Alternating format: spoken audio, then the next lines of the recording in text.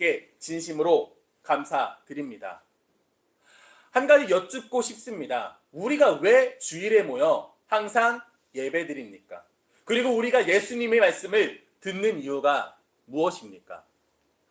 이것을 통해서 우리는 반드시 성장해야 됩니다. 그것이 우리가 하나님의 자녀로 살아갈 때 반드시 이루어야 할 일 중 하나입니다.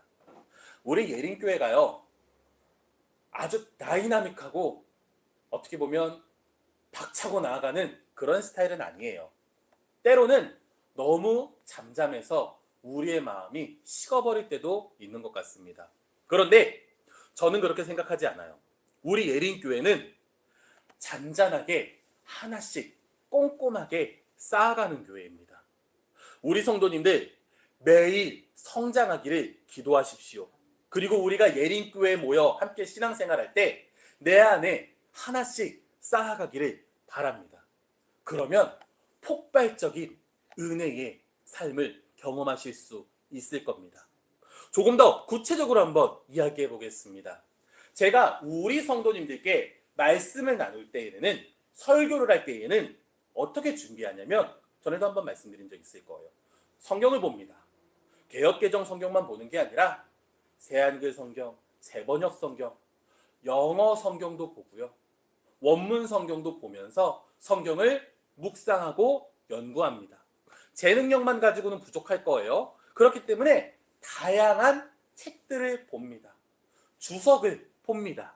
그것뿐만이 아니라 내가 오늘 이 말씀을 가지고 설교할 건데, 혹시 다른 목사님들은 어떻게 설교하셨을까? 요즘 유튜브에 성경 구절만 검색을 하면요, 유명한 목사님들부터 처음 보는 목사님들까지 설교한 것들이 아주 수두룩하게 떠요. 그거를 일일이 다 봅니다. 조금 마음이 급하면은 배속해서 보면 돼요. 그러면 목사님들이 말씀을 빨리 해주세요. 그럼 30분짜리 설교를 15분 만에 듣고 또 볼 수도 있습니다. 그것뿐만이 아니에요. 우리 성도님들, 제가 다른 이야기 한 적 있을 것 같아요. AI, 오늘날 젊은이들 중에서 AI 활용 안 하는 사람 없다. 그러니까 우리 성도님들께서도 AI 공부하셔야 된다. 이런 말씀도 드렸던 것 같습니다. 늘 배우시기 바랍니다.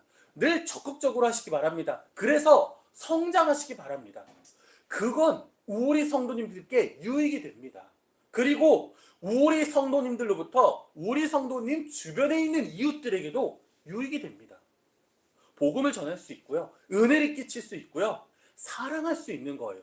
다시 한번 소망합니다. 언제나 성장하는 그리스도인 되기를 간절히 소망합니다. 그래서 오늘은 실질적으로 하나를 가르쳐 드리려고 합니다. 특별히 AI 참 공부하기 어렵거든요.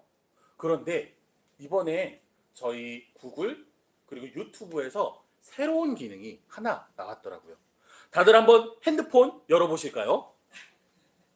여기서 예린교회 검색해 보세요. 지금 우리 예린교회 유튜브 한번 검색을 해보세요.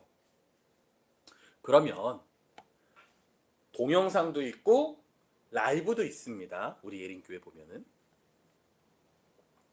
그러면은 동영상 중에서 제일 위에 떠 있는 금요예배, 지혜로 살기, 잠언 1장 20에서 23절 함께 나눴던 말씀, 금요 영상 예배 한번 클릭해 보시면 좋을 것 같아요. 클릭을 하면 제가 미리 촬영해서 올려놓은 금요 영상 예배가 있습니다. 다 뜨시죠? 그럼 그 아래 보시면 예린교회 마크도 보이고 알림 표시도 보이고 따봉도 보이고 거기에 화살표 모양도 보이고 다 보이세요? 밑에. 그러면 혹시 별표 모양, 다이아몬드 별표 모양 보이신가요? 이거 클릭해 보세요. 이게 뭐냐면 구글이 이번 유튜브에 제미나이라는 AI를 유튜브에 연동해 놓은 거예요. 그럼 여기다 한번 검색을 해볼까요? 본 영상에서 잠언 1장, 본문이 몇 절부터 있었죠? 20에서 23절이죠. 여기다가 잠언 1장 20절에 대해 뭐라고 이야기하고 있어? 라고 한번 쳐보세요. 잠언 1장 20절에 대해 뭐라고 이야기하고 있어? 그럼 뜨나요?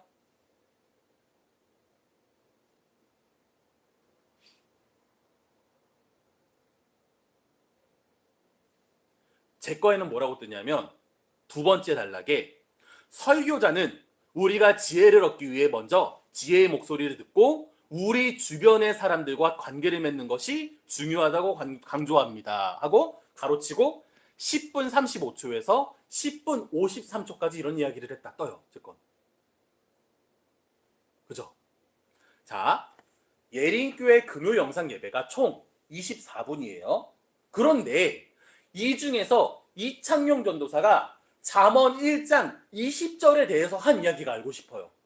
전에는 일일이 클릭하며 찾아봤어야 돼요. 잠언 1장 20절에 대해서 언제 이야기했나. 그죠? 그런데 지금은 이 AI, 제미나이한테 물어보면 알려줍니다. 이창용 전도사가 24분짜리 영상 중에 잠언 1장 20절에 대해서 언제 얘기했는지, 뭐라고 얘기했는지를 알려주는 거예요. 자, 제가 우리 성도님들께 이런 말씀 많이 드려요. 성경 반드시 읽으셔야 됩니다. 그쵸? 근데 내가 성경을 읽는데, 내가 창세기 1장 10절을 읽는데, 내가 생각한 게 맞나? 내가 묵상한 게 맞나? 궁금하지 않으세요? 유튜브에 그러면 창세기 1장을 검색하시면 수많은 목사님들, 유명한 목사님들부터 처음 보는 목사님들의 창세기 설교가 쫙 뜰 거예요. 그러죠? 그러면 아무거나 클릭하신 다음에 똑같이 AI를 클릭하시고 이 목사님이 창세기 1장 10절에 대해서 뭐라고 말씀하셨어? 라고 치면 그 많은 설교 중에서 언제 창세기 1장 10절에 대해서 말씀하셨는지, 뭐라고 말씀했는지 알려줍니다. 우리 성도님들 더 이상 나 스스로 성경을 못 읽으며 성경을 연구할 수 없습니다 라는 그런 말씀 못하겠죠? 기술이 발전했습니다. 활용하면 더 배울 수 있어요. 더 성장할 수 있습니다.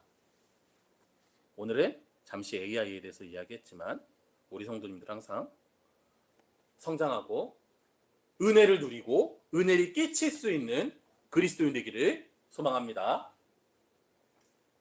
본문 보겠습니다. 35에서 36절입니다.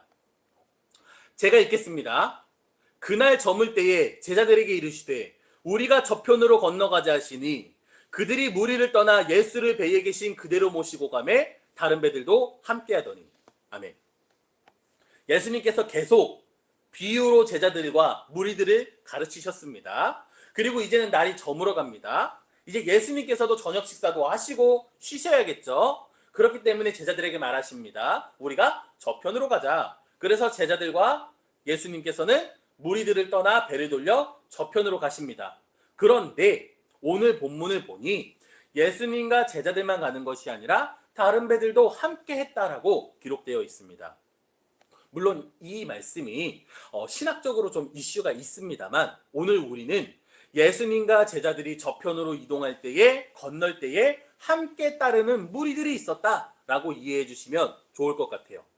우리 성도님들께 드리는 첫 번째 권면은 따라 움직이자, 함께 가자, 나아가자 라는 것입니다. 제가 설교 때 종종 드린 말씀인 것 같아요. 무엇이든 하기 바랍니다. 그러면 그게 내 경험이 되고 내 삶의 양분이 되고 나를 성장시키는 밑거름이 됩니다. 땅에 아무것도 심지 않으면 아무것도 되지 않아요. 때로는 겸손하신 분들이 있어요. 제가 그걸 어떻게 합니까? 제가 그 자리에 어떻게 낍니까? 제가 있을 게 아니고 제가 할 게 아닌 것 같아요. 그건 겸손이 아닙니다. 그래서 결국 자신을 망치지 않기 바랍니다. 내가 겸손으로 해야 될 것과 겸손을 가장한 거부, 아무것도 하지 않는 건 달라요. 우리 성도님들께 드리는 권면은 때로는 얼굴에 철판 깔고 하는 게 나을 때도 있습니다. 그때 얻어지는 것도 있고요. 차라리 그것을 통해서 더 많은 것을 성취할 수도 있어요. 눈치 없이 아무데나 끼는 애가 차라리 아무것도 안 하는 사람보다 낫다라는 것입니다. 이런 말씀 드리면 우리 성도님들 이미 열심히 살고 있는데 충분히 힘든데 또 해라, 더 해라 이런 말씀을 드리는 것 같아서 저도 이런 말이 입 밖으로 잘 떨어지지 않습니다. 그런데 오늘 말씀을 보고 다시 결단했으며 더 박차를 가하고 도전하기를 원한다는 것입니다. 예수님께서 날이 저물어가니 이제 쉬고자 하셨음에도 예수님 귀찮게 여전히 예수님을 붙드는 이들이 있습니다. 예수님 따르기 원하고 예수님으로부터 배우기 원하고 예수님의 말씀을 듣고자 하는 자들이 있다라는 겁니다. 우리는 이런 삶의 자세를 배워야 해요. 제가 아는 지인들로부터 건너 이야기를 들을 기회가 생겨서 어떤 이야기를 들려드릴 건데 이제 너무 구체적으로 이야기하면 특정되니까 좀 애들로 표현해 보겠습니다. 어떤 분은 좋은 대학 들어가서 공부 잘했대요. 우리 성도님께 말씀드리면 이야 그 사람 공부 잘했구나 하실 거예요. 그 다음에 취업도 정말 잘했어요. 어디서 일하는지 무슨 일하는지 말씀드리면 이야 그 사람 훌륭하다 하실 거예요. 이미 그 사람은 잘 살고 있거든요. 그런데 쉬는 날에 아르바이트 한대요. 왜? 그랬더니 쉴 시간에 충분히 쉬었고 이제 움직이고 싶다는 거예요. 그리고 돈도 벌고요. 경험도 쌓고 스펙도 쌓고 싶어서 쉬는 날에 알바한대요. 그분은 본 직업 가지고도 얘기하면 다른 사람들이 부럽다, 훌륭하다, 너를 모델로 삼고 싶다 그럴 거예요. 그런데 부업한대요. 자기를 위해서. 또 한 분은요. 또 멀쩡한 직장에서 일을 잘하고 있습니다. 그런데 자기 직장 생활 외에 취미로 예술을 한대요. 그래서 음악을 만들어서 판매하고 그림을 그려서 판매한대요. 그 부업으로 취미생활로 해서 나오는 수입이 제 한 달 월급보다 많습니다. 그래서 그분이 작곡했다는 그 음악을 제가 유튜브 뮤직 들어가서 검색해 봤거든요. 조회수가 2천만 회가 넘어요. 멀쩡히 직업을 갖고 있는데 취미생활로 하는 게 다른 사람들에게 긍정적인 영향을 끼칠 뿐더러 자기 자신에게도 엄청난 유익을 가지고 있다는 거예요. 저는 그렇게 생각합니다. 분명 우리 성도님들 성실히 살고 있습니다. 그런데 우리가 더욱 결단하고 도전할 여유가 있다고 믿어요. 투잡, 쓰리잡 끼어서 돈을 벌어야 된다는 이야기가 아니에요. 취미생활을 하셔도 좋습니다. 그런데 우리가 매일 무기력함 속에 멈춰서 있고 포기하고 겸손이라 포장하며 거부하고 아무것도 하지 않는다면 어제와 같은 오늘이 될 거고요. 오늘과 같은 내일이 될 것입니다. 저는 우리 성도님들께 말씀드려요. 어떤 폭발적인 업적을 이루어라 이렇게 말씀드리지 않아요. 다만 어제보다 오늘은 한 걸음 더 나아가야 되고 오늘보다 내일은 한 걸음 더 나아가야 된다는 겁니다. 그럼 1년이 지나면 365걸음이 될 거예요. 옆 사람이 앞서 나간다고 걱정할 거 없습니다. 비교할 필요 없습니다. 다만 나와 비교했을 때 어제보단 나은 내일이 돼야 되고 지금의 나보다 나은 다음 날이 되어야 된다는 겁니다. 우리는 성취할 수 있는 게 많습니다. 할 수 있는 일이 많습니다. 그런데 내가 포기함으로 아무것도 해내지 못하는 것 같아요. 오늘 본문에서도 예수님께서는 쉬신다고 하셨어요. 그런데 얼굴에 철판 깔고 따라가고 싶어서 예수님을 따라 나선 이들이 있습니다. 이들이 어떻게 되었는지는 성경에 더 이상 기록이 없어요. 그런데 저는 그렇게 생각해요. 분명 예수님 저편으로 가신다 그랬을 때 멀뚱히 남아있던 사람들이랑 다른 사람들은 다른 결과를 맞이했을 것이다. 다른 차이를 만들었을 것이다. 저는 확신합니다.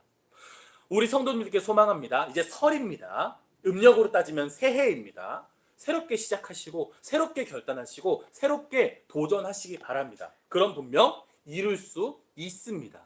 우리의 노력은 배신하지 않습니다. 또한 우리 2026년 표 무엇입니까? 뜻이 이루어질 지어다. 할 수 있습니다. 하나님께서 하실 것입니다. 깊이 생각해 보시고 준비하시고 결단하시고 해내시고 그리고 그걸 통해 하나님의 영광을 올릴 수 있는 그런 그리스도인 되기를 간절히 소망합니다. 다시 본문 보겠습니다. 37에서 38절입니다. 제가 읽겠습니다. 큰 광풍이 일어났습니다. 물결이 배에 부딪히고 물이 배에 가득 들어찼습니다. 그러나 예수님께서는 여전히 고물에서, 그러니까 배 뒤편에서 베개를 베고 주무셨습니다. 제자들은 주무시는 예수님을 깨웠고, 선생님, 우리가 죽을 것 같습니다. 우리를 돌봐주십시오라고 말합니다. 우리가 도전하지 못하는 이유가 무엇일까요? 광풍을 만날까 봐 그러는 거예요. 그것도 그냥 광풍도 아니고 큰 광풍을 만날까 겁내는 겁니다. 우리 예린교회 많은 하나님의 일을 하고 싶습니다. 프로그램을 기획하고 또 무엇을 할까 고민하지만 왜 못합니까? 어디서부터 손을 대야 될지, 돈은 어떻게 마련해야 될지, 누가 무슨 역할을 감당해야 될지, 혹시 그러다 지쳐 쓰러지면 어떡할지, 이런 고민이 있기 때문에 하지 못하는 거예요. 우리 교회 또한 그렇습니다. 우리 성도님들 삶 속에서도 광풍이 있습니다. 그런데 기억하셔야 되는 것은 예수님이 함께 계셔도 광풍이 있다는 거예요. 예수님 계신다고 언제나 평화롭고 화목한 게 아니라는 거예요. 그래서 우리는 예수님의 모습을 보고 따라야 합니다. 첫 번째로는 우리 성도님께 소망하는 바, 어떻게 보면 개인적인 소망일 수도 있거든요. 우리 예린교회는 앞으로 더 많은 일을 할 겁니다. 더 많은 하나님의 영광을 위해 살아갈 겁니다. 그런데 그때 어려움이 와요. 곧 고난이 와요. 그때 불평하지 말아주세요. 내 이럴 줄 알았으면 안 했을걸. 조도사님 보세요. 그런 건 이렇게 했어야 됐다니까요. 아, 나 2번 다시 이거 안 할래요. 이런 말 하지 말아주세요. 하나님의 일을 한다고 항상 마음에 평안이 있는 거 아니에요. 항상 잘 되는 거 아니에요. 고생이란 고생은 다 하고 마음 상하는 거 진짜 참고 인내하고 했는데 실패할 수도 있어요. 예수님이 함께 계셔도 그럴 수 있다는 겁니다. 그것은 어떤 뜻이 있는지 모르나 그럴 수도 있거든요. 그러니까 잘못됐다고 생각하지 말아주세요. 그리고 두 번째로는요, 두렵거든요. 머리로는 당연히 우리가 고통스러운 걸 이해하거든요. 그래서 제자들은 어떻게 했습니까? 예수님을 찾아갔죠. 그리고 예수님께, 주무시는 예수님을 깨우며 우리가 죽을 것 같다, 우리를 도와달라고 요청합니다. 여기서 우리가 제자들을 이해해야 될 부분과 그들을 꼬집어야 될 부분 두 가지가 있습니다. 첫 번째로 우리는 그들의 두려움을 충분히 이해하죠. 우리 또한 예수님을 믿지만 두렵습니다. 그런데 이들은 예수님을 찾아갔다는 겁니다. 우리가 배에 타고 있는데 큰 광풍을 만나요. 그럼 어떻게 하겠습니까? 너는 돛을 꽉 잡아서 돛이 안 움직이게. 너는 빨리 돛이 아니라 조타수. 돛을 접어. 그래서 바람의 영향을 안 받게. 너는 가서 쓸데없는 짐을 다 버려. 배를 가볍게 해서 빨리 파도의 영향을 안 받게. 근데 그게 아니라 예수님을 찾아갔다라는 거예요. 우린 그리스도인입니다. 조타수를 붙잡고 닻을 내리고 돛을 내리고, 헷갈리네요 갑자기. 그리고 쓸데없는 짐을 버리는 거 해야 돼요. 그런데 거기서 예수님이 배제되면 안 됩니다. 예수님이랑 관계없이 내가 내 일에 몰두하고 내가 해결하고 내가 영광을 발휘해서는 안 됩니다. 우리 삶의 중심에 좋은 일이든 어려운 일이든 항상 그 중심에 예수님이 있어야 된다는 거. 제자들은 어찌됐든 예수님을 먼저 찾아갔다는 것을 기억하셔야 됩니다. 동시에 그들의 비판점은 무엇입니까? 오늘 우리가 이 말씀, 작년에도 이 말씀으로 함께 말씀 나눴었거든요. 그때 드렸던 말씀이에요. 우리에게 어려움이 찾아오고 고난이 찾아오면 혼비백산할 수 있어요. 두려울 수 있어요. 그런데 예수님을 찾아뵀더니 예수님께서 어떤 모습입니까? 큰 광풍을 만났는데 배에 파도가, 물이 들어차고 있는데 여전히 예수님께서는 배 뒤편에서 베개를 베고 주무시고 계신다는 거예요. 그럼 우리가 어떻게 이해해야 됩니까? 아, 안전하구나. 아, 아무런 문제가 없구나. 아, 밖에는 혼란이 있을지라도 예수님께서 평안하신 것을 보니 아무런 문제가 없는 거구나라고 알아야 한다는 겁니다. 예를 들어 보겠습니다. 제가 우리 성도님들을 대표해서 어떤 대회에 나갔어요. 반드시 1등을 해야 됩니다. 그래서 제가 우리 성도님들께 말씀을 드렸어요. 나 그거 잘해요. 나 자신 있습니다. 지금까지 모든 대회에 나가서 항상 1등 했어요. 그렇게 말씀을 드리고 대회 전에 컨디션 좀 챙겨야겠다고 싶어서 누워 있었어요. 그랬더니 우리 성도님들이 찾아와서 전도사님 이거 1등 못하면 큰일 납니다. 지금 쉬실 때입니까? 전략을 짜야 되지 않겠습니까? 일어나서 몸을 푸셔야 되지 않겠습니까? 이러면 어떤 마음이 들까요? 성도님들이 날 못 믿나? 나 분명 잘한다고 얘기했을 텐데, 나를 믿으라고 했을 텐데 그렇게 내가 못 믿었나? 이런 생각 들 것 같아요. 예수님께서 평안히 주무시고 계셨습니다. 우리는 예수님을 하나님의 아들이라고 믿습니다. 메시아라고 믿습니다. 그러면 분명 괜찮은 줄을 믿어야 됩니다. 그런데 밖에서 큰 풍랑이 일어났다고 예수님을, 주무시던 예수님을 깨웠다라는 건 무슨 의미예요? 아직 예수님에 대한 믿음이 부족하다라는 겁니다. 자, 다시 정리하겠습니다. 첫째, 큰 풍랑을 만났을 때 예수님을 먼저 찾는 그리스도인 되기를 바랍니다. 물론 우리가 그 풍랑을 이겨내기 위한 노력과 열심 또한 필요합니다. 둘째, 예수님을 찾았을 때 예수님께서 평안하시다면 우리도 평안해야 될 줄을 알기 바랍니다. 그것이 바로 예수님을 믿는 믿음이고 우리의 삶의 중심입니다. 우리 성도님들 고민 있으십니까? 우리 성도님들 어떤 계획이 있으십니까? 그런데 기도하고 내가 신앙생활할 때에 분명 하나님께서 나에게 평안을 제시한다면 평안하시기 바랍니다. 그런데 우리 그렇지 않을 때가 너무 많아요. 내 고민 속에, 내 상담, 내 어떤 두려움 속에 하나님이 응답을 안 해주시면 몰라요. 그런데 응답을 해주셨는데 하나님 지금 그럴 때가 아니에요. 하나님 괜찮다고 하는데 내가 괜찮지 않아요. 이렇게 말할 때가 정말 많아요. 그런데 우리 삶 속에 이미 하나님의 은혜가 어떤 것인지 경험을 했다면 앞으로도 그것을 믿고 나갈 충분한 근거가 되지 않겠습니까? 우리로 인해 예수님이 화나지 않으셨으면 좋겠습니다. 다시 본문 보겠습니다. 39절입니다. 제가 읽겠습니다. 예수께서 깨어 바람을 꾸짖으시며 바다더러 이르시되 잠잠하라 고요하라 하시니 바람이 그치고 아주 잔잔하여지더라. 아멘. 우리 삶 속에 하나님의 권능이 드러났습니다. 하나님께서 저에게 보여주신 비전이 있습니다. 제가 기도했는데 하나님이 응답해 주셨습니다. 나의 과거를 돌아보니 하나님의 인도하심이 있었고 하나님께서 나를 향한 계획이 있었고 그리고 이루셨습니다. 그거를 잊지 않으셨으면 좋겠습니다. 제자들은 분명 예수님과 동행했어요. 그 과정 속에 예수님의 권능을 보았습니다. 그런데 왜 또다시 두려워하고 있는 것입니까?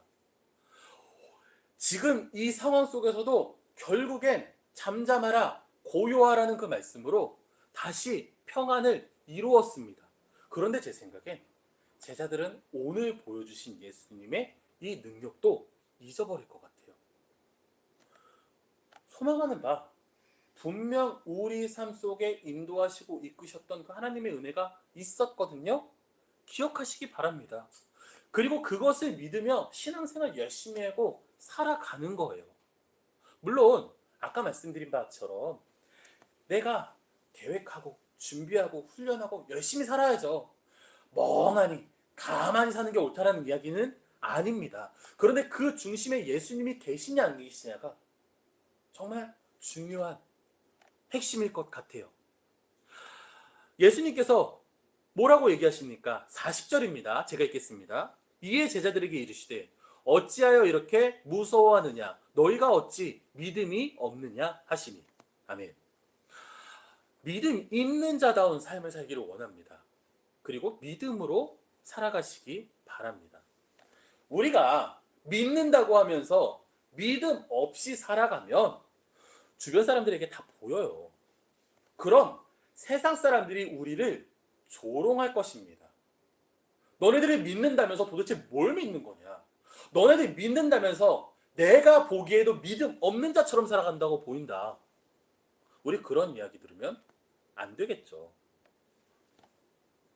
믿는 자다운 삶을 살기를 원합니다.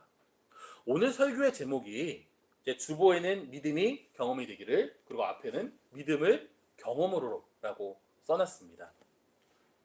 믿음이 있으시기 바래요. 그리고 그 믿음이 경험이 되시기 바랍니다.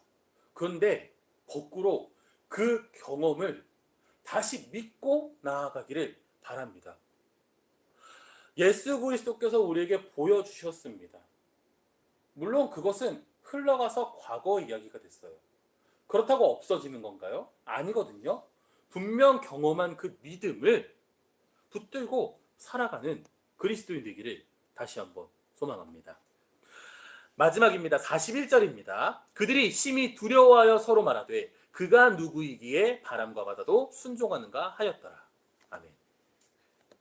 제자들의 예수님의 권능을 보고 두려워하며 수군거립니다. 아니, 저분이 누구시기에 바람과 바다도 순종하는가? 그런데 저는 이 본문을 보면서 의문이 들었어요. 제자들은 이미 예수님을 하나님의 아들로 인정했고 메시아로, 구원자로 이해하고 따라다니는 거 아니었어요? 그리고 예수님으로부터 가르침을 받았고 예수님의 많은 기사 이적들을 봤습니다. 그런데 오늘 또 예수님의 권능을 보고서는 두려워하고 있고 예수님이 누구냐라고 수곤대고 있다는 거예요.